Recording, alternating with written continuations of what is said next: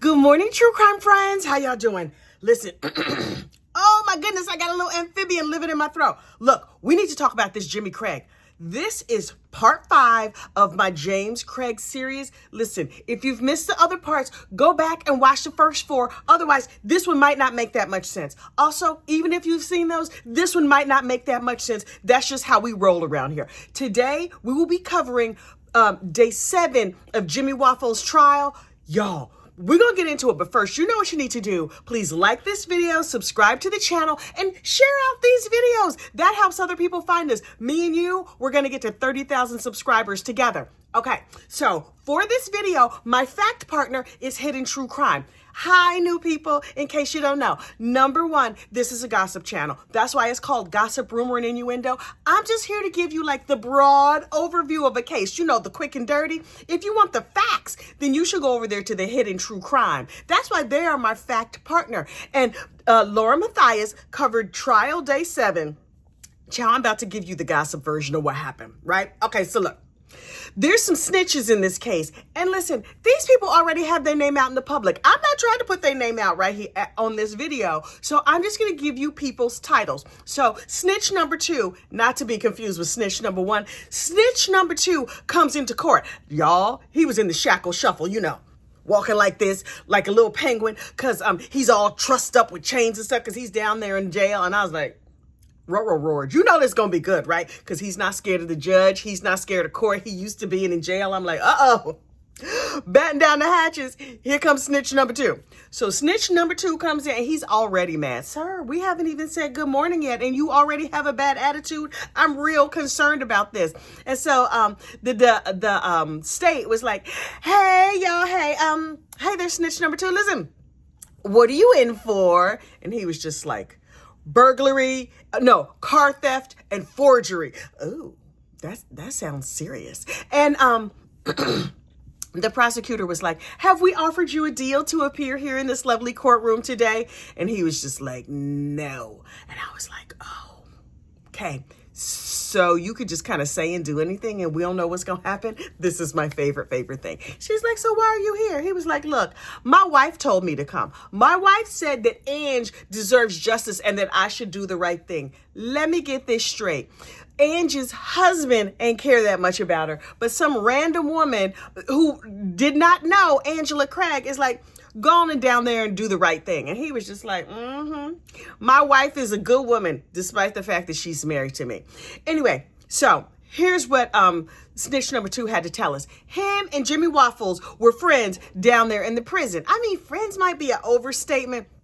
They were jail colleagues, right? And Jimmy Waffles was like, I'm gonna need your help. And the snitch number 2 was like, oh, this Mama Luke. What do you need, sir? And he was just like, I need you to help me fix some evidence. See, everybody is trying to get me and they think that I tried to unfortunately unalive my wife. And you, since you are a seasoned veteran of prison and jail here in the local area, you might know people who could help me out and help me just like fix the evidence because everybody is against me and it's terrible. I don't even know why I'm here because I'm super duper innocent. So snitch number 2, just in the course of conversation, is like, yeah, I got this ex-wife. Her name is Kazzy. And one time in the past, she forged some documents for me and stuff. And Jimmy Waffles was like, oh, really? Can I write her a letter? And do you think she might help me too? And snitch number 2 was like, sure, Jan. If you would stop following me around, that would be really great. So go on and give me your letter and I will see what I could do. So Jimmy Waffles writes a letter, gives it to snitch number 2, and snitch number 2 says he did not read it. Honestly, I think he was probably just happy to have Jimmy off his back. And so then what he does is the letter gets found in a sweep of the jail. Uh-oh, Jimmy Waffles, the popo got your letter. Anyway, so in Jimmy's letter, Well, per snitch number 2, Jimmy Waffles was mad at the police. He was just like, this detective is setting me up. I mean, they say there's like a big mountain of evidence. I feel like it's a little molehill of evidence, but they're saying terrible things about me. And obviously, this is a wrong that has to be corrected. In the letter, he's like, okay, so what I want you to do, Kazzy, lady that I don't know, if you could please, and thank you, help me unalive the detective. You taking out hits on police personnel from inside the jail. Okay, sir. You're not that bright. He's like, I would like to order, please, a hit on the detective that's investigating me and a hit on snitch number 1 and snitch number 2. Since you've been in jail, I know you know people and you could get this done, right? Snitch number 2 was like, do I look... Okay, I think kind of to get Jimmy Waffles off of his back, he just went all Olivia Pope. It's handled, and I was like, oh, okay. He was like, wait, but wait, there's more. If you help me with this, I have lots and lots of money. Sir, see, also, you are still locked up. You have not been able to bail out, but you over here telling people you got lots of money. Sure. And he was just like, for anybody who helps, the starting offer is $20,000. And of course it goes up from there because I'm super duper rich. Everybody knows I have a ton of money. Plus there are also bonuses. I'm handing out bonuses and, this is going to be really, really easy. Just help me fabricate some evidence and then get out of jail. And it all needs to be done before my trial. I'm sure that this is something you can absolutely help me with. And, then I'm going to give you lots and lots of money. Also, that detective, he has a son. Can you help me track down that detective's child? Track down the detective's child. Okay. Jimmy, in addition to going to jail, you going to hell with gasoline draws on, boy. What are you talking about? And then because that's not enough, he's like, also, and if you need additional help, I'm sure my son will help you. You're saying that your own blood child, whose mother you have just unfortunately unalived, is going to risk going to jail by helping his crazy daddy to, okay. He's just making stuff up. At this point, he's just like, what else can I pull out of my magical crazy brain? He was like, look, and in case you don't believe me, I have a storage locker, like a storage unit. Hang on. My storage unit has all these cash and prizes in it, right? There's a big truck. If you help me with this, you can have the truck. The truck is also full of money and weapons. So this is going to be really easy. When snitch number 2 heard this, I know he was like, this boy is crazy. I didn't really know that the drugs in this prison was that good, but apparently they're really, really good because he's just talking up a blue streak, talking all kinds of crazy stuff. And And Jimmy Waffles, of course, was like, and this needs to be done very, very soon, as in before my trial. Okay. So snitch 2 calls his wife and is like, hey girl, hey, there's this really annoying dude down here at the jail and he's making all kinds of promises and stuff. He wrote me a letter.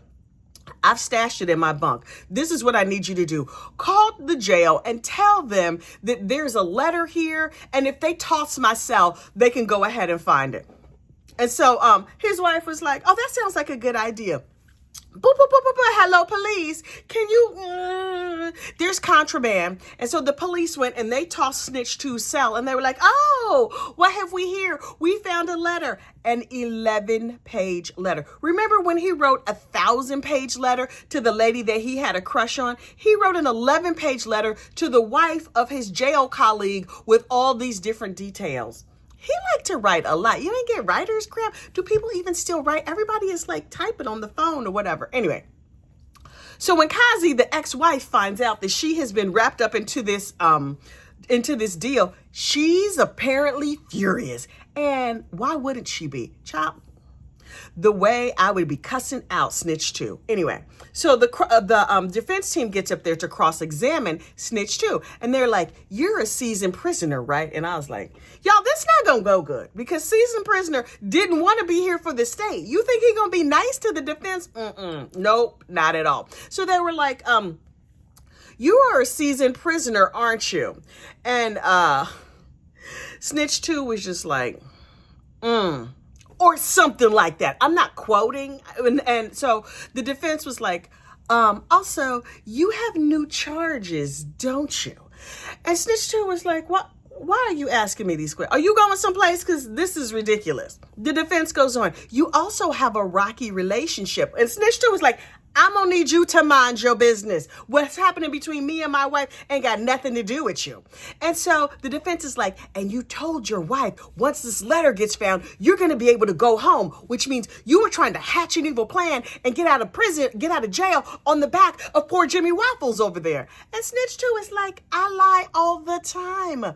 What is the big deal? Yes, I told my girl I was coming home. I always tell her I'm coming home every time I get locked up. Look, you see me in these shackles right now. What are you talking about? And the defense team was like, you thought the letter was going to help you, though, didn't you? And he's like, I'm still in jail. Defense is like, because you caught new charges. And he was like, yes, that is what I do. I am always catching new charges. See, also, your first question, I am a seasoned prisoner. And so the defense is like, so that means you're not very reliable, yo. Snitch 2 was just like, right. But I had a handwritten letter in your client's handwriting that was all about all the stuff that he did. So what you want from me? I think the defense team should have sat down at that time, but they kept talking, and I was kind of here for it. So the defense is like, okay, so you're here for car theft and forgery. Did you get a deal to testify? And he was like, I mean, they gave me a deal, but I was like, nah, because that offer didn't really work for me. Sir, was it a get out of jail offer? You just keep getting new. I don't understand Snitch 2, but I hear it on good authority that he might be a narcotics enthusiast. So maybe that sort of helps fill in the gaps of why he keeps landing himself back in jail. But Snitch 2 lets it be known, I denied the state's offer. I came here because my beloved, beautiful wife, who I frequently lie to when I'm in jail, told me it was the right thing to do to come and testify. And so I'm trying to get my life right, not by like not going to jail and stuff, but by testifying. And so that is why I am here. And so the defense team is like, you know, snitches get stitches. Okay, defense, calm down. Snitch 2 was like, do I look worried? See, also, I'm a seasoned jail resident. I don't know. I'm trying to think of like, what is the politically correct way to say somebody who gets locked up all the time? He been to prison. He been to jail. He been to all those terrible places. Oh, the way I could not go. I won't sleep in a motel, in a motel, like with the MO. I can't sleep there. I just can't do it. But he goes to jail. Something tells me the accommodations are not that nice in jail. So he has not real super high standards. Also, narcotics enthusiasm, so that will help you do some things you're not supposed to do. Okay, so anyway, then he gets off the stand. Then a police officer comes, and the police who received the phone call about the letter, and he was just like, I was working my shift, and Snitch 2's wife called and was like, hey, jail, hey, it's somebody down there with a letter, and so I found the letter. It was 11 pages. It was real long. This dude is real super annoying.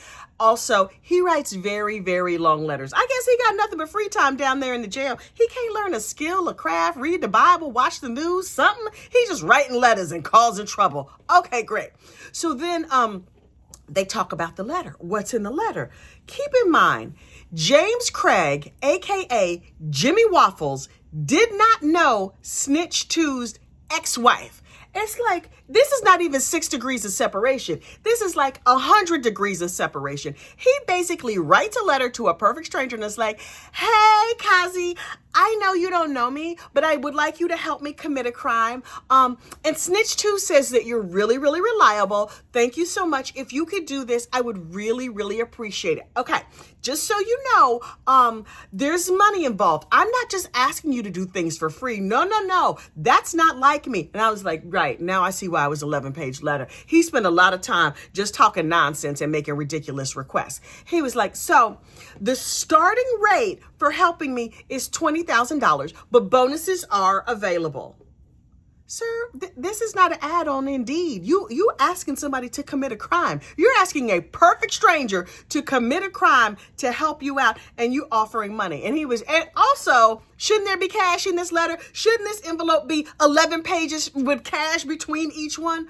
No, he was just like, I will pay you a very, very healthy bonus if you help me out once I get out of jail and my assets are unfrozen. Sir, you're basically asking to do crime on layaway. Like, girl, I promise if you do a crime today, I'm going to pay you tomorrow. That's not how crime works. This boy is so bad at crime. He's also stupid, fat, and ugly. Not that there's anything wrong with being fat, but like, sir, He also goes on with further directions. You asking for a lot from a perfect stranger. He was like, this is what I need you to do. Say you were friends with my wife, and here's some of her hobbies and stuff, so you could go do those, start doing those hobbies. So you can say that you had those hobbies too, and that's how you met each other. This is a very big ask.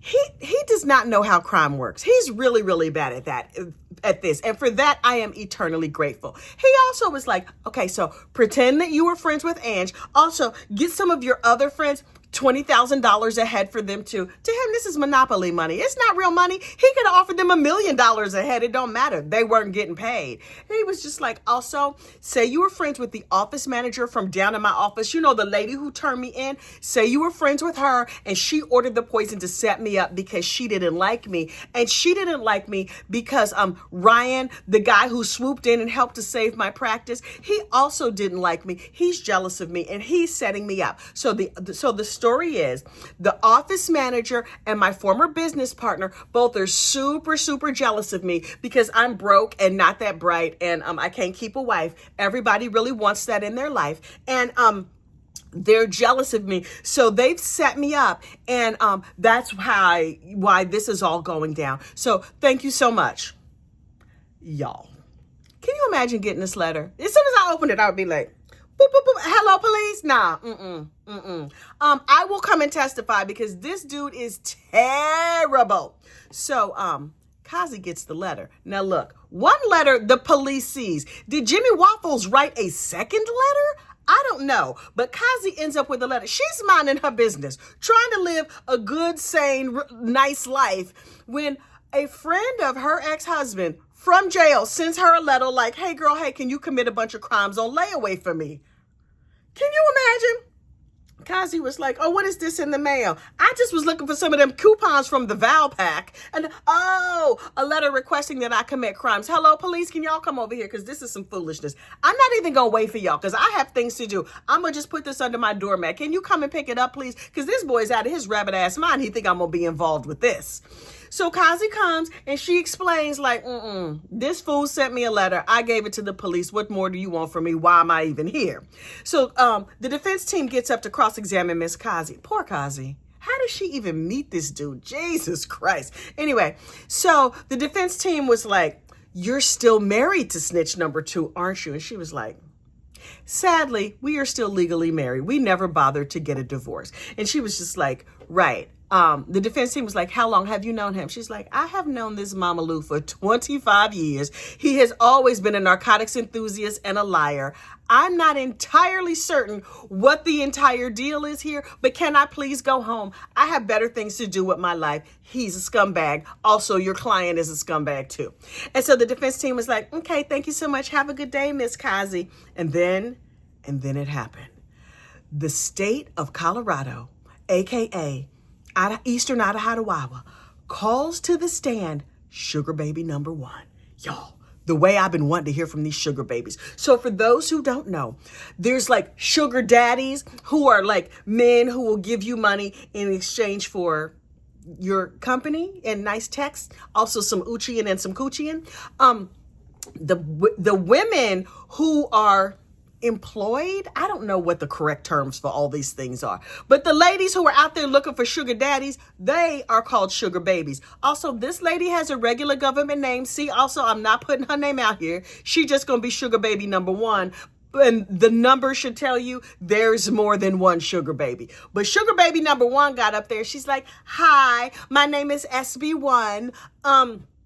I'm a single mom. It was a terrible time in my life. I was going through a divorce. I was also driving Lyft. And I went on a website like, if some nice man could come and give me a whole lot of money, I would like that a real lot.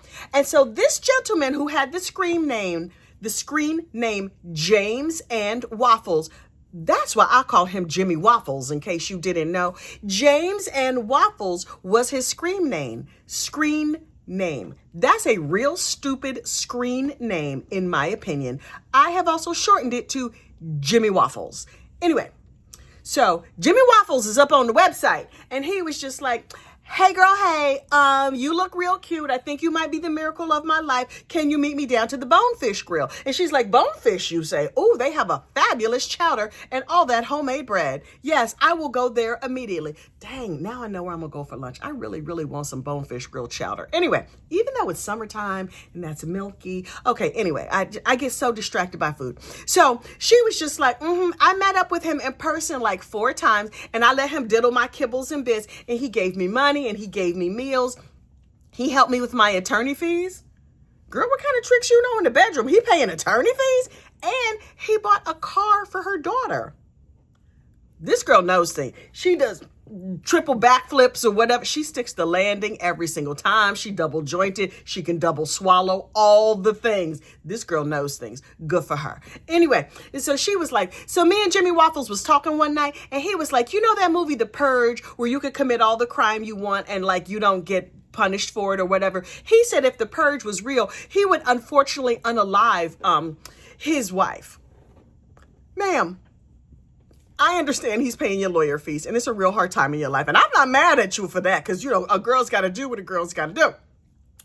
But that didn't render him undateable to you? Because I would be like, oh. But you know what? I'm in a place of privilege where I'm not driving Lyft and whatever. So who am I to say what's she going to do? She was like, can you just write that check out to cash? The Purge, you say. Please put another 0 on that number. She was like, look, I got bills to pay. I can't be worried about you and your crazy fantasies. Anyway, over their texts, he was like, hey girl, hey, how you doing? How's your mom and them? Listen, do you know any murder helpers? Because I need somebody who can help me commit capital M, and I'm short on people. This is while he was still free. And she was like, oh, I know people who drive Lyft and real cute girls who would like, let you diddle their kibbles and bits for cash, but I'm not real big on the unalive community. Like, I don't know a whole bunch of felons like that. I'm just an independent contractor. But maybe you could try some homeless people. Now y'all just out here defaming the homeless. Justice for the homeless people. Anyway, so he was like, right. I might have to hit up the homeless. Okay. Y'all, your text will be available in a court of law. Please mind what you text. Anyway, so the defense team gets up to cross-examine her, and they were like, you dated him for money? And she was like, Sir, ma'am, calm down. She said what she did. You gonna try and shame her in front of the jury? She already admitted it. Move on. What's the next question? And then the defense team was like, you never told the police about the whole purge thing, that he said he would unfortunately unalive his wife if he could. And she was like, yes, I did. And the defense team was like, no, you didn't. And I was like, here we go. And so she was like, I knew his name. I knew his screen name was Jimmy Waffles, and he gave me a bunch of money. What more could I possibly need to know? And then the defense team sat down, and I was like, okay, good. Then the jury had a question. I was like, jury, can you ask all the questions that I'm thinking? Because I have like 65,000 questions that I would like to ask. Can I text some of them into you? Because I have many, many, many questions for sugar baby number one. Number one, I want to see what she looks like. Like, are you real cute? How many kids do you have? Did your divorce ever go through? How old are your kids? Whatever happened to that car you were living in? I have so many questions. The juror had a question that I had not thought of. And this juror asked, did you think you were going to marry him? This dude was talking about unfortunately unaliving his other wife. Why would he be marriage material? He's not. And sugar baby number one, bless her sweet little heart, was like, we talked about it. What? While you were fantasy role playing, because you could not have seriously Okay. I'm going to leave it be. Maybe, the other lady thought that she was going to marry him too. Karen Kane, the lovely orthodontist from Texas, was like, maybe he and I could have a really, really lovely life together. He's terrible. Now that he's on trial for unfortunately unaliving his wife and is very surely going to go to prison forever. He's not going to marry nobody except for possibly a dude named Bubba. But that's another story for another day. So then Sugar Baby 2 takes the stand. And I was like, come through, Sugar Baby 2. Girl, what do you have to tell us? And she was just like, He hired me through the website, and he was paying for my time. And by time, I mean my coochie. Anyway, so she was just like, he paid me money and we went on trips. Ooh, where'd y'all go? Did y'all go to Vail? Did you go someplace good? Did he fly you on a private jet? Did you get to go to Europe? Did he pay for your passport? Do you also have a passport card? Anyway, I always have so many questions about these things. Anyway, so Sugar Baby 2 tells us like, I met Jimmy Waffles over on the website, and there was a little problem. No, not that unfortunate unalive thing. Child, he was a stage 1 clinger. The one thing you do not want in anybody is a stage 1 clinger. She said he was real needy. Yikes. She's like, he was not for me. He kept saying like, I'm going to get divorced. And she's like, you should go and keep that wife because Lord knows I don't want you. I was like, the shade. Jimmy Waffles loves to have his ego all blown up like everybody wants me. Everybody's jealous of me. And your paid escort is like, I'm going to close my eyes and do the things you want me to do. But really, could you really please stop talking? Jimmy Waffles has failed shut up class. Listen, Jimmy Waffles, I'm not mad at you because I know a little something about that failed shut up class life. I tend to be a skosh loquacious in case you haven't noticed. Anyway, the defense gets up there to cross-examine Sugar Baby 2. And they were like, you texted a whole lot, right? So you really liked him. And she was like, he was super needy. I would have paid cash money to see the look on his face when she talked about how needy and clingy he was. As delicate as this man's ego was, he was like, what? Me, needy? Writer of 1,000-page letters to women I've only known for 3 days? Why? How could you say I'm needy? Oh, the way I wish they had the slap penalty in Colorado. The entire community could just line up and smack the fire out of him. Oh, we need the slap penalty. Write your legislature. Anyway. So she's like, you know what else this fool did? That's not what she said. I'm, summarizing. She's like, you know what else this fool did? He sent me a song. And I was like, wait. Is Jimmy Waffles out here regifting songs? Turns out he sent this same song to Karen Kane, the mild-mannered orthodontist from Texas, to Sugar Baby 2, and also to Ange, the wife that he was trying to unfortunately unalive. He didn't even have the common decency to send a new song. You're just passing out this song to everybody. I guess the way you was passing out your man bits to everybody. If you get the man bits, you also get a song as a lovely parting gift. You probably got some itchy scratchies if I know this, Mama Luke. But child, that's another story for another day. Anyway, so then this police officer takes the stand. The police officer who went to the house and picked up the letter. And he was just like, we got a call from this nice lady, Kazzy, and she's like, hey, police, hey, can you come and get this letter? Because I don't understand why this Mama Luke thought that I would help him with a layaway crime. I'm not going to do this. So please come and get this letter. I don't want no parts of it. I'm just going to leave it under my mat. I'm not even staying home for you. You could call me later and we could talk about it. But for right now, no. So the police officer picks up the letter and he read it. I was like, oh, can you put it in evidence? I want to see it. I need to read every single last word. And apparently it was just a list of complaints. Oh, so let me get this straight. James Craig, deadly dentist, aka Jimmy Waffles, is a stage 1 clinger. He regifts songs. He thinks everybody is jealous of him. He cheated on his wife for 23 years, and he has a list of complaints about other people. First of all, him complaining is very on trend. That seems exactly like something he would do. Included in his complaints in this letter to a perfect stranger were the fact that Ryan Redford, his business partner, was super jealous of him. Sir. No. That the office manager was hot for him and out to get him, and that anybody who helped him with his little project, that he was willing to pay them cash. Okay, the level of delusion is so thick in this man. It is truly something to behold. And for whatever reason, then we get details of James Craig's other affairs. Turns out Jimmy Craig was out here dropping it low and spreading it wide. He had affairs with patients. He had affairs with a bank manager. And then the things he said about his beloved wife, Angela, Y'all, he said that she didn't finish college. She was not that bright. She had no marketable skills except for working for him, and that she couldn't survive without him. So she was trying to unalive herself as a way to like torture him. And every time she found out about another affair, Jim would be like, I'm going to give you a divorce. And she's like, I am going to unalive myself, as a way to manipulate him so that he would stay. I don't know why she wanted you at all. Like, not at all, at all. But then the day of trial wrapped up, and I was like, I need a nap and possibly a shower, because the ick, ew.